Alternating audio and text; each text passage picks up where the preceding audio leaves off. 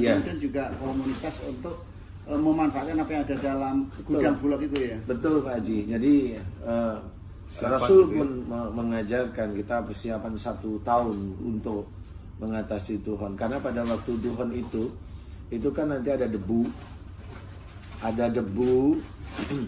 kemudian panasnya pasti tinggi karena pada waktu matahari masuk sinar ultraviolet itu akan terpantul-pantul sehingga panas di permukaan bumi sampai jarak berapa ribu itu dia panasnya kuat. Nah di panas inilah akhirnya dalam hadis ceritakan Allah mengurangi air, tanaman dan hewan. Jadi mengurangi karena panasnya ini pasti akan terkurangi, air banyak menguap. Kemudian tanaman yang kecil-kecil kayak padi dan sebagainya itu nggak akan bisa hidup, tidak bisa bertahan hidup karena dia butuh air. Kemudian hewan-hewan yang kira-kira lemah dia pasti akan mati. Nah itu yang di dalam hadis diceritakan bahwa Allah mengurangi istilahnya dari air, tanaman dan hewan ternak itu memang sudah betul. Jadi karena kasusnya itu sumbernya dari situ. Nah dari sinilah kita harus berpikir bagaimana besok. Iya benar. Bagaimana besoknya? Nah, Tuhan sesuatu hal yang sangat mengerikan, nggak bisa untuk main-main. Nah, pada waktu Tuhan itulah Dajjal muncul. Orang yang kelaparan, nggak bisa makan, turunlah dia karena dia penyihir hebat. Iya. Dia turun ke tempat-tempat. Kalau mau Jakarta, orang-orang kan nggak bisa. Jakarta nih, orang kan nggak bisa dia ke desa. Naik apa dia mau ke desa? Kalau dia bawa ransel, bawa ini makanan, ketemu di jalan sama orang-orang yang lapar, ya selesaikan dia di jalan. Ada syarat-syarat tertentu tapi mungkin Pak Ustadz ya, ketika akan dibantu oleh Dajjal itu. Ya jelas Dajjal itu kan nggak mungkin ngasih makanan gratis. Cuma-cuma gitu kan nggak mungkin. Jelas orang-orang Muslim yang dicari dan dia akan dikafirkan. Kamu boleh makan, nih makanan. Lah orang kelaparan, Iya ya. 3 minggu nggak makan gimana? Lihat itu roti anget-anget. Istilahnya kalau orang Jawa itu kemebul itu dah wuduh. Itu bukan cacing yang keluar dari mulut itu. Naga sudah. Ini langsung keruyung. Gitu. Nah itu langsung di stop, nggak boleh, kamu harus kafir. Dia masuk di momen krusial Pak Ustadz, di saat orang lagi lemah dia masuk di sini. Iya. Awalnya jadi juru selamat, tapi kemudian berubah jadi juru sesat. Iya, benar. Nah itulah yang kita takutkan sebenarnya. Iya. Jadi orang-orang yang dia itu menyombongkan hartanya selesai dia di situ. Orang yang menyombongkan duniawinya selesai dia di situ. Nah Pak Ustadz, nih Dajjal itu datang ketika manusia dalam kondisi terlemah gitu. Dalam bentuk apa sebetulnya? Orang tuh nanti melihat dia apakah tinggi besar gitu ya, raksasa mungkin atau gimana tuh Pak Ustadz? Atau ganteng, cakep sekali karena katanya kata Rasulullah itu perempuan-perempuan yang pertama kena tersihir oleh kehadiran Dajjal nih. Ya, karena kalau itu kan persoalannya gini Pak Haji. Jadi kalau Dajjal itu kan walaupun tidak ganteng, kenapa perempuan? Karena dia bisa melakukan sesuatu yang hebat.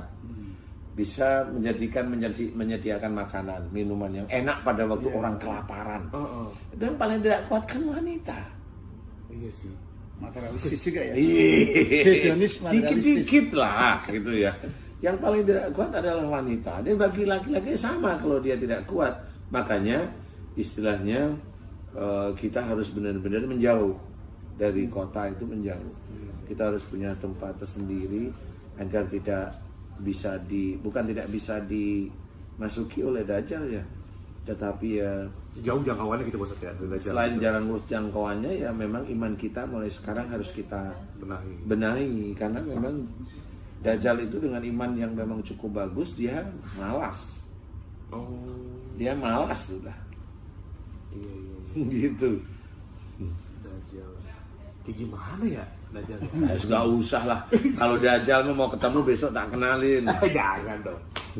Kalau saya kita lihat-lihat kalau kita dengar katanya bermata satu itu orang. Iya, satu. Insya Allah kayak seperti itu memang dari hadis yang seperti itu. Jadi ya kita hati-hati makanya kita benahi iman kita. Jadi acara Siraman Kolbu itu sebenarnya acara tauhid.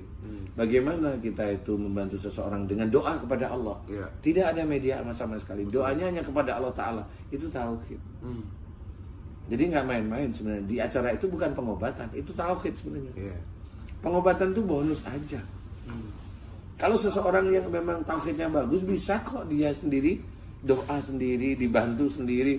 Kan Mas Bobi juga pernah sering melihat kalau dia doa seperti ini loh, kok sembuh sendiri. Ya memang begitu. Iya.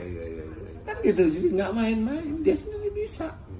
Cuma memang untuk menyusun doanya memang perlu pemahaman. Ya yang gini itu sakit seperti ini, itu bagaimana doanya. Pemahaman, keyakinan yang subhanallah itu Pak Ustadz ya. Iya, tauhid yang kuat pada Tauhid Allah. yang kuat. Karena Ya. kan di sini saya belajar tuh dari hal yang terkecil gitu Pak Ustadz. Mendekatkan diri kepada Allah dari mulai kita mengucap bismillah gitu ya. Apakah betul itu murni karena Allah atau memang hanya sekedar di mulut gitu ya. Itu kan dari hal seperti itu. Mudah-mudahan berkah Pak Ustadz ya. Iya, nanti kita sambung lah tuh. Nanti kita sambung lagi. Ini ceritanya masih panjang nih ya. ya. Ciri-ciri sebelum dukhon datang belum nanti Pak Ustadz ceritain. Kemudian bagaimana cara kita menyikapi lebih dalam lagi tentang datangnya dukhon nanti akan kita bahas di video selanjutnya. Ya Pak Ustadz terima kasih. Ya. Mudah-mudahan berkah. Kemudian pemirsa lagi teman-teman aja lah, bukan di TV aja. Mudah-mudahan jadi manfaat meningkatkan ibadah takwa kita kepada Allah Subhanahu Wa Taala ya. Sebelumnya Pak Ustadz Tanu dan semua tim di sini pamit. Assalamualaikum warahmatullahi wabarakatuh. Assalamualaikum warahmatullahi wabarakatuh.